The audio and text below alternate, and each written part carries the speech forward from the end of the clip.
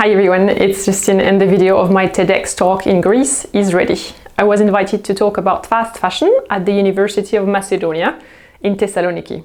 It's a topic that matters a lot to me, so I accepted, of course. But instead of finger pointing at the bad guys and showing the damage that fast fashion companies are doing in the countries producing the cheap clothes, I wanted to take on a more positive approach and show you how you as an individual, as a consumer, can raise your own awareness and change your own behavior. So I built this talk as a pragmatic how-to for every individual consumer out there who is interested, genuinely.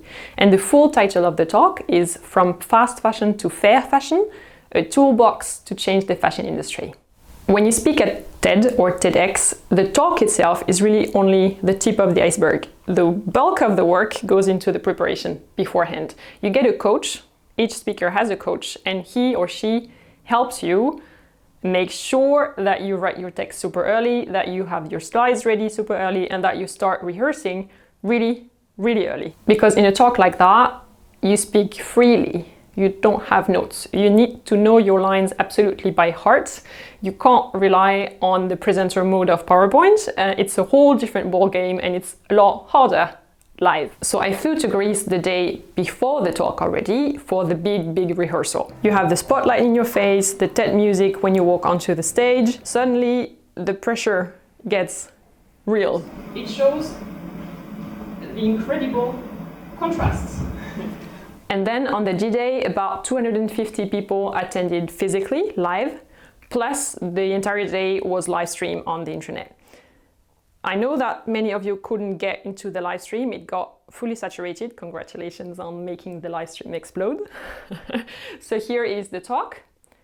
Ignore the technical issues because the microphone didn't work at the beginning, so we fixed the sound in post-production. Just focus on the content and enjoy the talk. I hope you like it. So, what about our behavior, our consumer behavior, our choices that we're making not just twice a year or twice a month, but every day? Justine Leconte, she's a fashion designer, she's a YouTuber, and she will talk to us about the transition from fast fashion to fair fashion. And she will give us a toolbox for the clothing industry. Please welcome her.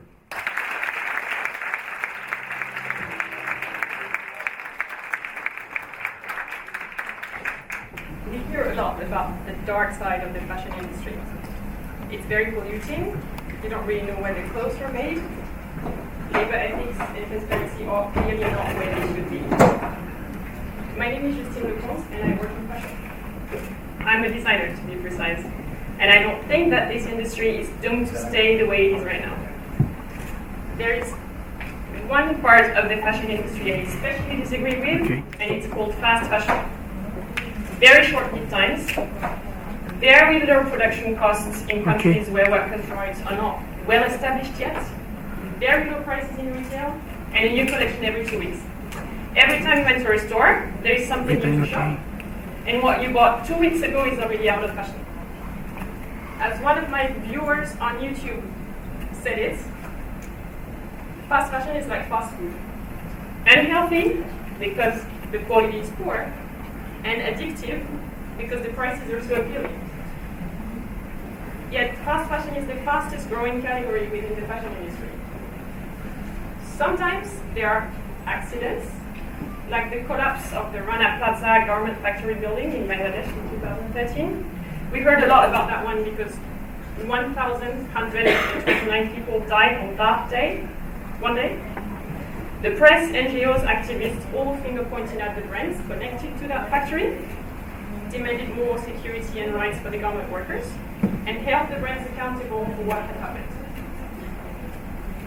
Then the PR teams of the brands concerned took over and drowned the scandal under sustainability reports, eco-friendly press releases, and photos of happy garment workers. The net sales of the three biggest fast fashion groups internationally grew by 8, 18, and 21% respectively in 2014. So the year right after that factory collapsed. See the contradiction? Somehow people kept buying from those brands. they're even buying more and more. And the garment workers in the producing countries are still not earning a living wage, and that is still the majority. So how is such a contradiction possible? Hypothesis 1. People who say, I don't really know what's going on in the fashion industry and at garment factories, or maybe I've never even heard the word fast fashion. Hypothesis 2. People who say, I understand the situation, but I don't know where to start. Like, what is ethical, what's not? What is good policy, what's not? Hypothesis 3. People who say, I understand the situation, I know what to do, but I'm only one person on the planet. If I change my own behavior, it's not going to do anything.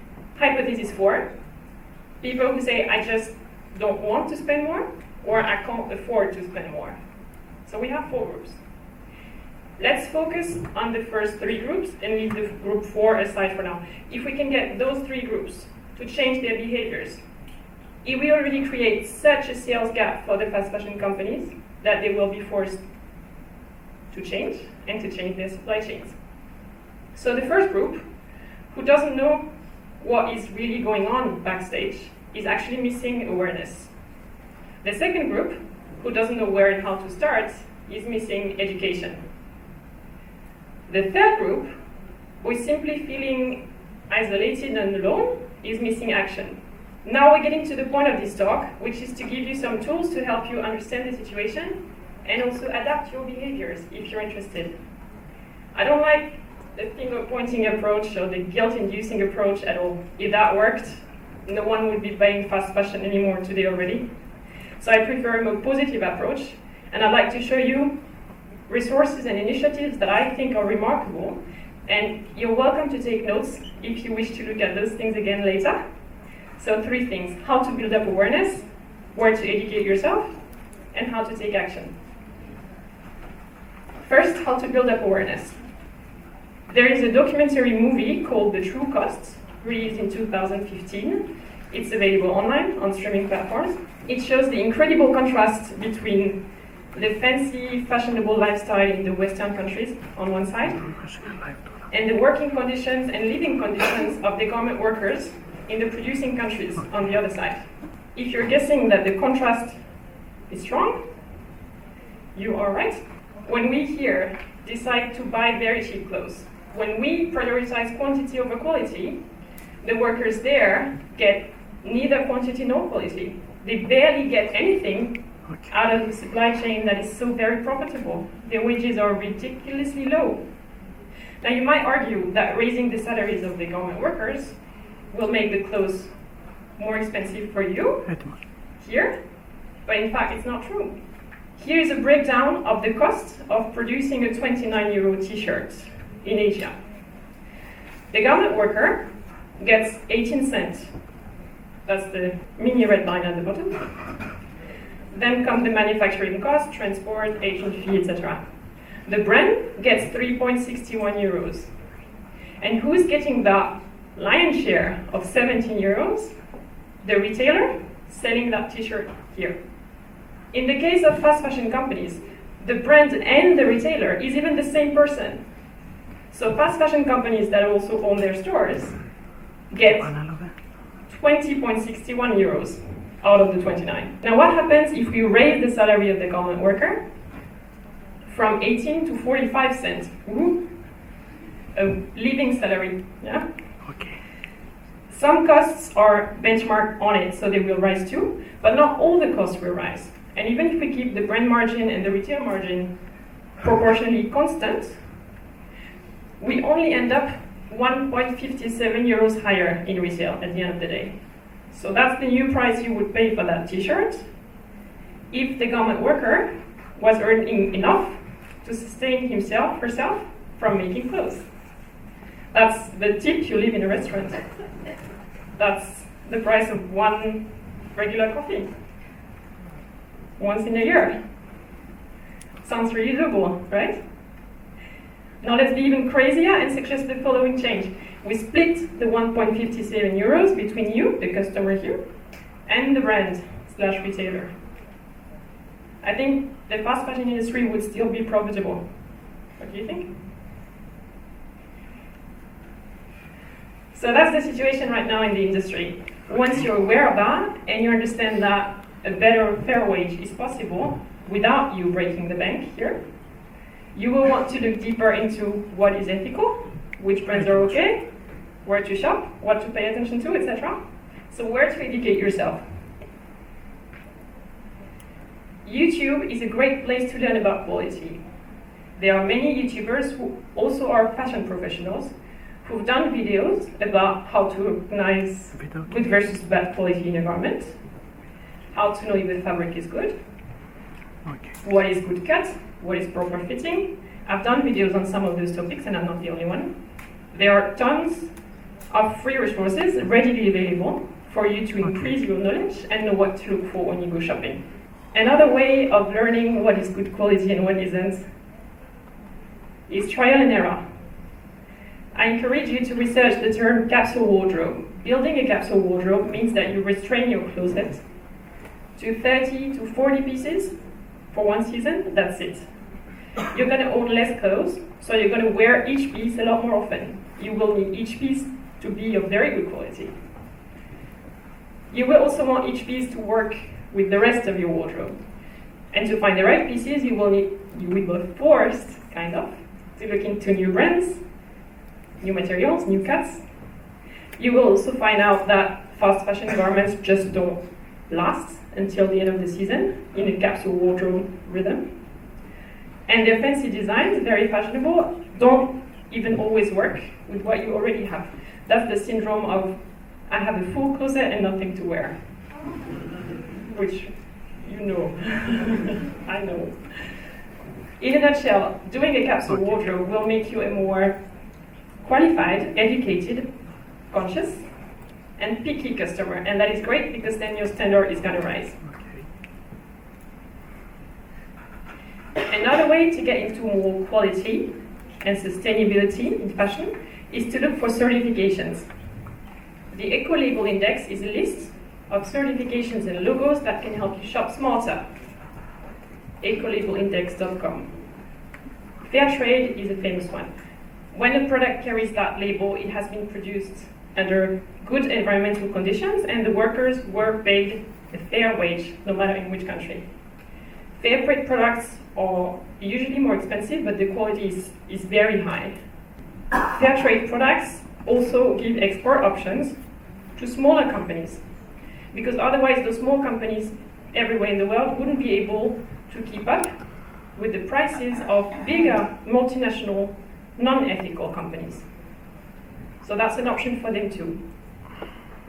Another important one, specifically related to textile production, is GOTS, G-O-T-S. Before you sew the fabric into a garment, you need to produce the fabric itself. So the Global Organic Textile Standard makes sure that the fibers used were organic. It sets criteria for the production and the environmental footprint and overall production process. So for each label listed by the Eco-Label Index, you can see if the organization behind it is independent, what the application criteria are, and in which countries you can find that label. So next time you go shopping and you see a label, there's a logo like that on your label, you can check what it means. Once you've understood the situation and you have some tools to adapt your behavior, your next question will be how to take action. Action starts at the individual level. You decide to adapt your behavior and you spread the word around you throughout your network, right? And when many individuals do the same thing at the same time, we get a snowball effect. So here now are two examples of initiatives turning individual actions into something much bigger. First, Women Weave. It's a charitable trust, a non-profit, producing fabric in India and exporting worldwide. They have grown to employ over 100 women who work in the production process there. What is so special about Women Weave? They hand make the fabric from the beginning to the end. They hand spin the yarn, dye it, and then weave it on a loom by hand. So that's what I would call the opposite of fast fashion. That is slow fashion. It might sound crazy, but what's crazy is the feeling I got when I received fabric that I had ordered from them. It is precious, it is imperfect, it is so special that I didn't want to cut that fabric. So in fact, I draped it into a shape that only required 2 seams, and I did those seams by hand. So the price I paid and the time I waited to receive that fabric were absolutely worth it. Making fabric by hand is something that has practically disappeared, yet this organization proves that the business model still works and that it can support many people, garment workers, in a production country. The other example that I wanted to show you is about how people can put pressure onto the system by talking directly to the brands. Every year in April, in remembrance of the Rana Plaza factory collapse of 2013, many individuals collectively take it to social media and ask the brands directly, who made my clothes? It's part of an international initiative which is much bigger and called fashionrevolution.org. So you take a picture of yourself wearing the garment upside down, as you see here on the left, to show the labels and the brand name. You post that to Instagram, mention the brand, @brand, and use the hashtag #WhoMadeMyClothes. It's an open question, but it's a public one. Brands are encouraged to reply and to make their supply chain a bit more transparent by disclosing some information about the production process. And while you are at one end of that production process, you might even get an answer from the other end. I made your clothes.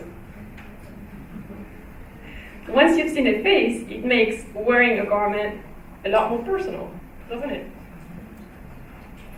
This year, in April alone, there have been 113,000 posts using that hashtag, #WhoMadeMyClothes. Those posts have been seen 533 million times. That's a great example of how you, changing your behavior, raises awareness among many more people. And the virtuous circle of awareness, education, and action starts over, but much bigger. Those initiatives and many more are reason why I decided to go into fashion and to become a designer. There's a lot to change in this industry, but there are also many people who already started.